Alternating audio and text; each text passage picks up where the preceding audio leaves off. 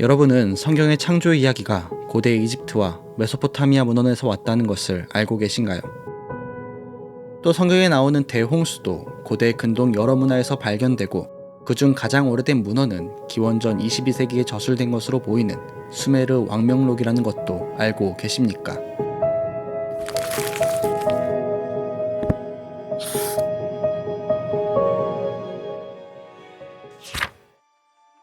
이 책은 구약과 고대 근동 문헌의 관계를 다룹니다. 학자들 사이에서도 이 둘 사이의 관계에 대한 이해가 서로 다 다릅니다. 고대 근동 연구가 구약 이해에 아무런 도움이 되지 않고 오히려 해가 된다는 견해와 구약이 고대 근동 신화, 민간 전승의 근거에 다르게 표현된 것이라 보는 양 극단 사이에 다양한 견해가 있습니다. 성경, 특히 구약의 역사적, 지리적, 문화적 배경이 고대 근동에 있기에 고대 근동 연구는 우리에게 구약에 대한 이해를 증진시켜줍니다. 그러나 유일신 사상과 같은 구약의 세계관은 고대 근동에서 독특한 것이기에 구약과 고대 근동 사이의 관계를 어떻게 이해해야 할지 질문이 생기게 됩니다. 김혜건 교수는 이 책의 추천사에서 이렇게 말했습니다. 이 책은 구약 성경의 종교를 고대 근동 종교의 아류로 보거나 고대 근동 종교의 파생 종교로 보는 종교 사학파의 견해를 정면으로 반박하는 변증 저작이다. 김혜건 교수의 말에서 우리는 이 책이 구약 성경에 나타난 히브리 민족의 종교가 당시 근동의 종교와 차별되는 무언가가 있음을 짐작할 수 있습니다. 그렇다면 저자는 이 책을 통해 우리에게 무엇을 말하고 싶은 걸까요?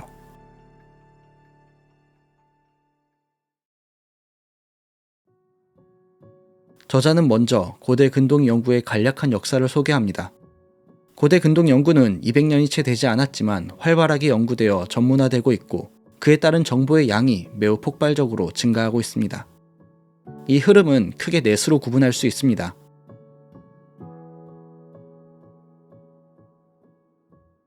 (19세기부터) 고대 근동에서의 고고학 작업이 체계적으로 이루어집니다. 가장 먼저 나폴레옹으로부터 시작된 이집트 연구가 있었습니다.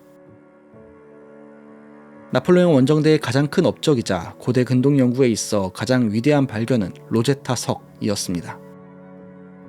이는 고대 이집트의 상형 문자를 푸는 열쇠로서 고대 이집트 세계의 문을 열어주었습니다.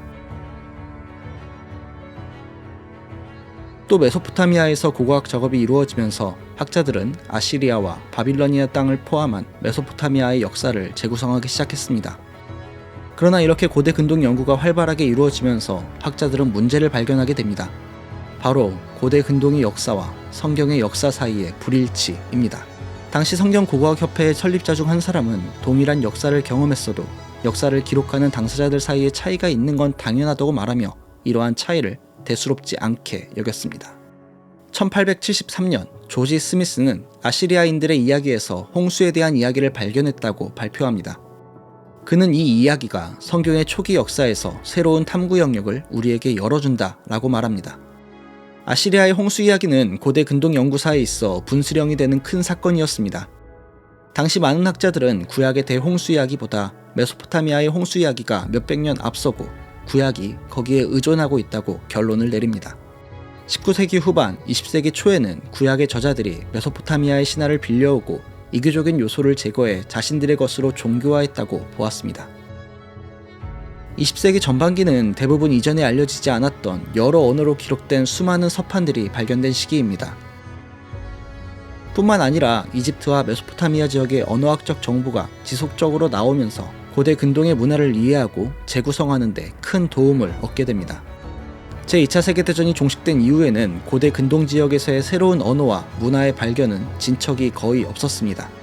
그러나 이전부터 쌓여온 자료들을 토대로 거의 모든 고대 근동 지역의 언어들이 해석되었고 오히려 너무나 많은 문헌이 출간되어 넘치는 정보의 양을 쫓아가기가 버거울 정도였습니다.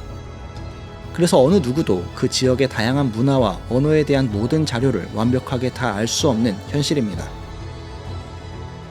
그 와중 현대학계는 이 책이 주목하는 구약과 고대 근동 간의 관계 문제에 대해 냉소적으로 되었습니다.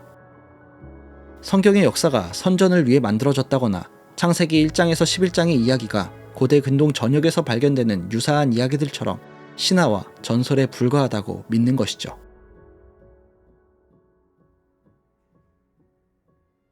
이 장은 구약 성경의 저자들이 고대 근동 문화에서 흔했던 사상 형태와 이야기들을 사용하면서 그것들을 급진적인 새로운 의미로 채운 논쟁 신학을 이야기합니다. 구약의 저자는 이러한 것들을 가져와 다른 신이 아닌 여호와의 인격과 행위에 적용합니다. 이는 거짓 신들이 들어오는 것을 거부하고 철두철미하게 유일신 사상을 고수합니다.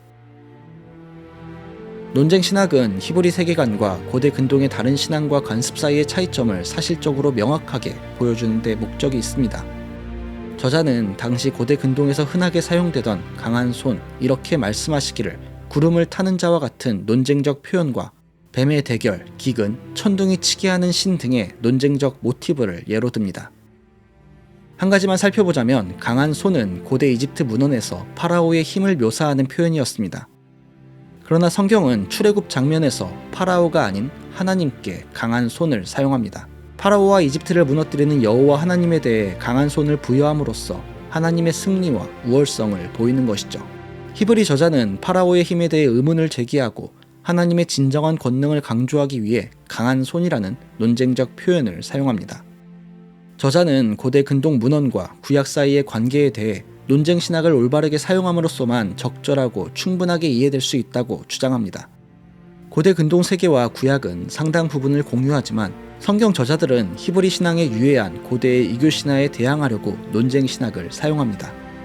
논쟁 신학은 고대 근동 세계에서 히브리 세계관의 독특성과 유일성을 강조하는 데 도움을 주고 이는 구약을 적절하게 해석하는 데 필요한 연구 방법이라 할 수 있습니다.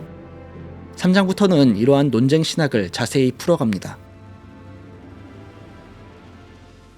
정리하자면 고대 근동 연구가 진행됨에 따라 고대 근동 문헌과 구약 사이의 우선성에 대한 문제가 발생하였고 이는 구약이 고대 근동 문헌의 아류 또는 여호와 하나님 신앙이 독특하지 않다는 것입니다. 그러나 저자는 논쟁 신학을 통해 그에 대한 해법을 제시하는데 이는 고대 근동 세계에 있던 요소들을 구약 성경의 저자가 의도적으로 차용하였고 이를 통해 히브리 민족의 하나님이 참 신이자 유일한 신임을 드러내는 것입니다.